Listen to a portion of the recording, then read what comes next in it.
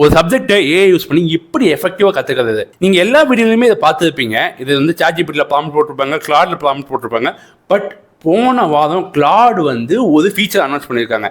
இது பேசிக்காக என்னென்னா ஷோ மீ அப்படிங்கிற ஃபீச்சர். என்னடா அப்படின்னா நான் ஆக்ஷன் தான் காமிக்கிறேனே. நான் ஒரு 2 நாளாக வந்து ரோபோட்டிக்ஸ் எடுத்துகிட்டு இருக்கேன். அந்த ரோபோட்டிக்ஸில் வந்து ஒரு ஃபண்டமெண்டல் மேத்தமெட்டிக்ஸ் தான் வந்து ரொட்டேஷன் மேட்ரிக்ஸ். அது வந்து எனக்கு வந்து டெக்ஸ்டாக ஃபஸ்ட் கொடுத்தது, எனக்கு புரியல.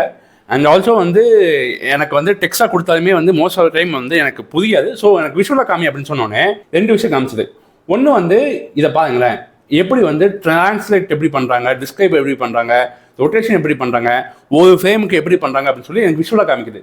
அண்ட் ஆல்சோ இதில் வந்து நான் ஆங்கிள் வந்து இன்ட்ராக்டிவாக மாற்றி கற்றுக்கலாம். அண்ட் இன்னொரு எக்ஸாம்பிள் பாருங்களேன், அடுத்து நான் கேட்குறேன், எனக்கு இதுதான் புரிஞ்சுது, அடுத்துதா அப்படின்னோடனே இந்த 2 விஷயம் எனக்கு கொடுக்குது. ஜாயிண்ட் 1 ஜாயிண்ட் 2 அப்படின்னு சொல்லி இந்த எல்போ வந்து நான் இன்ட்ராக்டிவாக மூவ் பண்ணி கீழே வந்து நான் லைவாக பார்த்துக்கலாம் என்ன ஆன்சர் வருது அப்படின்னு சொல்லி. ஸோ வந்து நான் இன்ட்ராக்ட் பண்ணி கற்றுக்கலாம் அப்படிங்கிற மாதிரி. அண்ட் இதெல்லாம் தாண்டி இது எப்போ தான் வந்து விஷுவல் மட்டும்தான் போதுமா அப்படின்னா இல்லை. இதுக்கு 2வது ஒரு முக்கியமான விஷயம் ப்ராம்ப்ட். என்னடா ப்ராம்ப்ட் கொடுக்கணும் அப்படின்னா சர்க்காட்டிக் லேர்னிங் மெத்தட். அதாவது சர்க்காட்டிக் லேர்னிங் மெத்தட் அப்படின்னா என்னன்னா பேசிக்காக வந்து நீங்கள் ஸ்ட்ரைட்டாக ஃபேக்ட் வந்து உங்ககிட்ட கொடுக்காம அது உங்ககிட்ட கொஷின் கேட்கும். இப்போ எங்கிட்ட வந்து பார்த்தீங்கன்னா இந்த கொஷின் கேட்டிருக்குல்ல, என்ன கொஷின், ஒரு கொஷின் கேட்டிருக்கு, இது ஆன்சர் மல்டிபிள் சாய்ஸ் கொடுத்துருக்கு.